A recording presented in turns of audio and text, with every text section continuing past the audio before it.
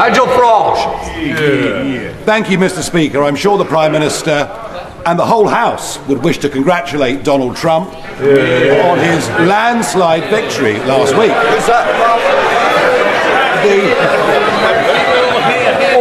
Hold on. I will hear the question. Nigel. Thank you. But within a couple of days, we'd learned of a third assassination attempt. Charges have been laid, and behind it are Iran's Revolutionary Guards. Has the time not come, Prime Minister, to prescribe what is so obviously a terrorist organisation, and in doing so, not just do the right thing, but maybe mend some fences between this government and the incoming presidency of Donald Trump's, given that the whole of his cabinet have been so rude about him over the last few years? Well, I'm glad to see the honourable member making a rare appearance back here in Britain. He spent so much time in America recently. I was half expecting to see him on the immigration statistics when we see the next batch. But he may have missed. I did congratulate the incoming president last week. And we will work with him. The point he makes about Iran is a very serious point, and we will work across the House and with our allies on it. Obviously, on question of prescription, we keep them under review. Thank you. Abdul Kalam. Nigel Farage, never one to hold back, used his moment in Parliament to deliver a scathing critique of Sir Keir Starmer, painting a picture of a politician completely out of touch with both his responsibilities and the sentiments of the British people. Farage began by ridiculing Starmer's frequent trips to the United States, sarcastically suggesting that his name might appear in the UK's immigration statistics, a biting jab at Starmer's apparent fascination with America. The comment drew laughter from the chamber, but Farage quickly pivoted to a more serious critique. He lambasted Starmer and his Labour colleagues for their open disdain for Donald Trump, noting how they had spent years publicly ridiculing and dismissing the former U.S. president, only to now face the uncomfortable task of working with his incoming administration. Farage framed this as not just hypocrisy, but a clear failure of judgment, questioning Starmer's ability to navigate the delicate waters of international diplomacy. In contrast, Farage positioned himself as someone who recognized the need for pragmatism and respect in foreign relations, particularly when dealing with powerful allies like the United States. His comments also touched on the broader issue of the UK's stance on Iran, a topic he framed as a matter of national and global security. By connecting Starmer's perceived failings to larger geopolitical challenges, Farage delivered a comprehensive and cutting critique, leaving little doubt about his disdain for Starmer's leadership and priorities. And in view of the situation in Syria, I'd like to ask the Foreign Secretary what the government's assessment is of the implications for the Syrian resettlement programme, and can he confirm that despite Assad fleeing to Russia to claim asylum, there will be no asylum claims from former members of the Assad regime in this country, many of whom will be associated with human rights abuses? She raises the issue of Syrian resettlement. Let me just say that that is premature. This House, in a cross-party basis, and she indeed saw this in her own role previously in government, has sought to support the humanitarian needs of Syrians. We recognise the displacement next door in Lebanon, in Jordan, in Turkey, and in Iraq and neighbouring countries, and of course we will continue to support people in those refugee camps and through the humanitarian aid that we support in country at this time. As the Foreign Secretary told the House, we welcome the fall of the Assad regime. I have taken the decision to temporarily pause decisions on Syrian asylum claims.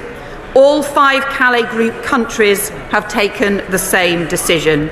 We will, of course, continue to keep all guidance relating to these asylum claims under constant review, and we will keep the House updated in the normal way. The Labour Party's handling of critical issues, such as the Syrian crisis, serves as a glaring example of its broader incompetence, lack of vision, and tendency to avoid responsibility when it matters most. In the face of a humanitarian disaster and the ongoing implications of Assad's regime, Labour representatives like David Lammy and Yvette Cooper offered little more than hollow platitudes, bureaucratic non-answers, and a clear unwillingness to take decisive action.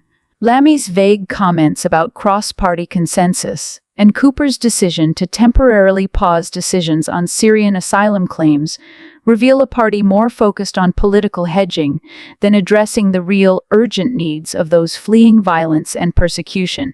Labour's rhetoric consistently fails to translate into meaningful policy. Despite claiming to stand for human rights and justice, their approach to Syrian asylum seekers is riddled with contradictions and cowardice. By announcing a pause on asylum claims, Labour essentially turns its back on those who are fleeing atrocities, including members of Assad's regime who may be guilty of heinous human rights abuses. Instead of taking a firm stance to ensure the UK does not become a safe haven for war criminals, Labour opts for indefinite reviews and politically convenient inaction. This lack of moral clarity not only damages the party's credibility, but also undermines the UK's role on the global stage as a defender of humanitarian values. Labour's approach to this issue epitomizes its broader pattern of weakness and indecision. While quick to claim the moral high ground in public discourse, the party has repeatedly failed to deliver tangible results or demonstrate leadership when confronted with complex problems. Whether it's addressing the plight of refugees or navigating the challenges posed by Assad's regime, Labour's representatives seem more interested in playing politics than crafting solutions.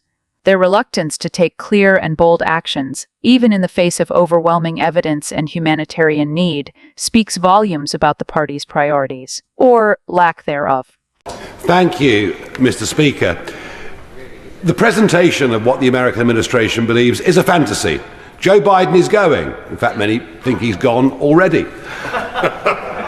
I have been contacted by very senior officials and advisors from the incoming Republican administration, and every single one of them is appalled at this deal. They know the leasehold agreement will not survive, just as the deal with China over Hong Kong didn't survive. Hasn't the time come for the government to admit this is a rotten deal for the UK, a rotten deal for America, and an even worse deal for the Chagossians? When it comes to this deal, I'm certain that when the detail of the deal has been put before this House and before our US friends and other allies, they will see that the deal secures not only the future of the UK-US base, something that is not the case until this deal was signed, but secures it well into the next century, where he and I will no longer be in this place, but the UK-US base will be on Diego Garcia, still operating, securing our national interests.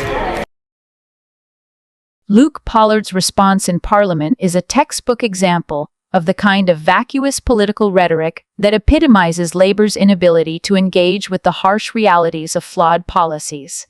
His smug assurance that the detail of the deal will somehow be self-evidently brilliant is not only condescending, but also reveals a shocking level of detachment from the legitimate concerns raised by Nigel Farage. Pollard's attempt to dismiss criticism with vague promises about securing national interests into the next century reeks of arrogance and a lack of substantive argument. Instead of addressing the glaring weaknesses of the deal, he offers little more than empty platitudes and blind faith in a policy that appears indefensible. What's even more galling is Pollard's casual disregard for historical precedent. By brushing off Farage's comparison to the failed Hong Kong agreement, he demonstrates either ignorance or willful denial of the fact that similar deals have unraveled disastrously in the past. His insistence that the UK's base will continue to operate well into the next century sounds less like a serious analysis and more like wishful thinking, utterly disconnected from the geopolitical realities that could easily render this deal untenable. Pollard's response not only fails to engage with the specifics of Farage's critique, but also underscores the broader weaknesses of Labour's approach to international issues. It's a shining example of a politician more interested in parroting safe talking points than in offering a credible defense or solution. His reliance on hollow optimism and dismissive rhetoric is emblematic of a party that has long since lost its ability to think critically and act decisively on matters of national and international importance. In short, Pollard's performance is as uninspiring as it is intellectually bankrupt, a perfect reflection of Labour's chronic ineptitude. Thank you for watching. If you have any thoughts or opinions, feel free to share them in the comments below. Don't forget to like the video, subscribe to the channel for more updates, and join us on Telegram for exclusive content and discussions. Your support means a lot,